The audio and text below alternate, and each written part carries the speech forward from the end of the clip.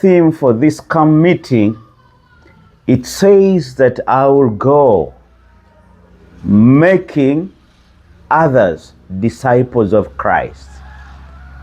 And our main text, our main theme text, is been taken from the book of Matthew, chapter 28, verses from 18 to 20, which says that, and he says to them that I have been given authority in the heaven and on the earth. Therefore, I'm commanding you to go. You go. Make others disciples. Baptize them. But in the end, it says that also teach them. And conclusively, as we are teaching them, we are teaching all that he taught us. And in the end, he urges us that I'll be with you till the end of the time, till the end of the ages.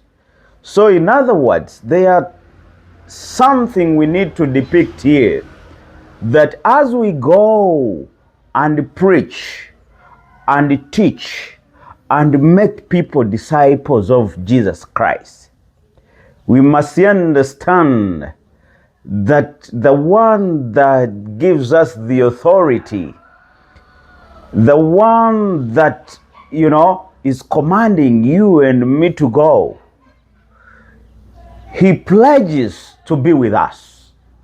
In other words, as we are doing this work of making other people disciples of Christ,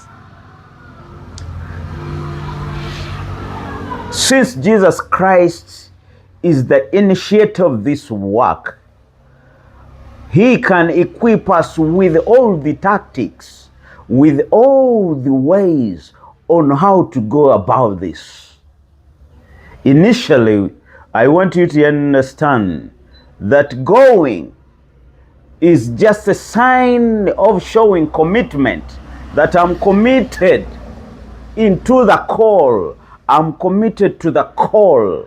Then you step out, then you go and preach to them and evangelize to them. Then in the end, they become disciples of Jesus Christ.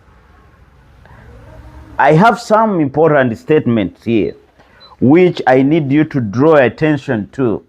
When I read, I've been reading severally in different books, but I got to know such important statements, that discipleship is the process of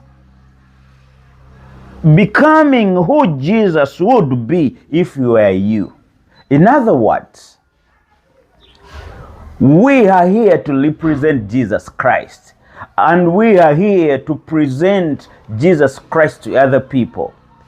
They may not see a physical Jesus Christ, but when they see us, they see Jesus Christ in us. That's why the statement says that discipleship is a process of becoming who Jesus Christ would be if he were you.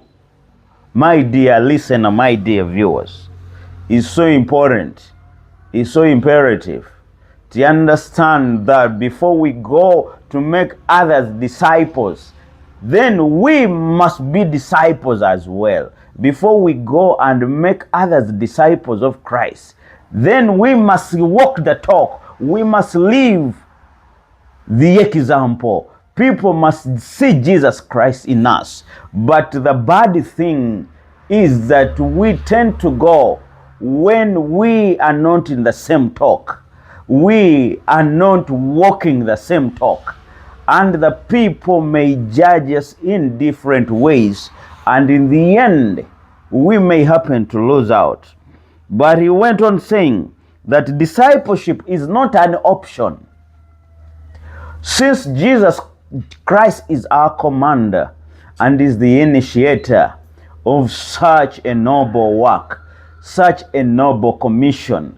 So discipleship, it is not an option that we ought to go by other options, but is the only option that we have. As we subscribe to Jesus Christ, as we call ourselves Christians, and we tend to pursue the will of Jesus Christ, then discipleship tends not to be an option, but our obligation.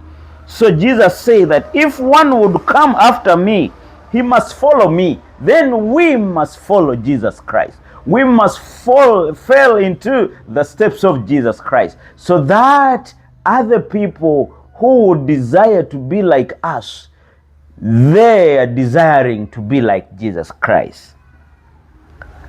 That's why, as I'm concluding this, the thriving churches have the Great Commission as their centerpiece. As the Great Commission has given Matthew 28, verses 18 to 19, as their centerpiece. But now in the same way, they have it as their vision. And that's the same way why the church are dying out. Why the church are dying out. They are forgetting the clear command of Jesus Christ as commanded in Matthew 28, verses 18 to 20. So it's incumbent upon you, my dear viewer, my dear listener, that let us yearn more to fall into the steps of Jesus Christ.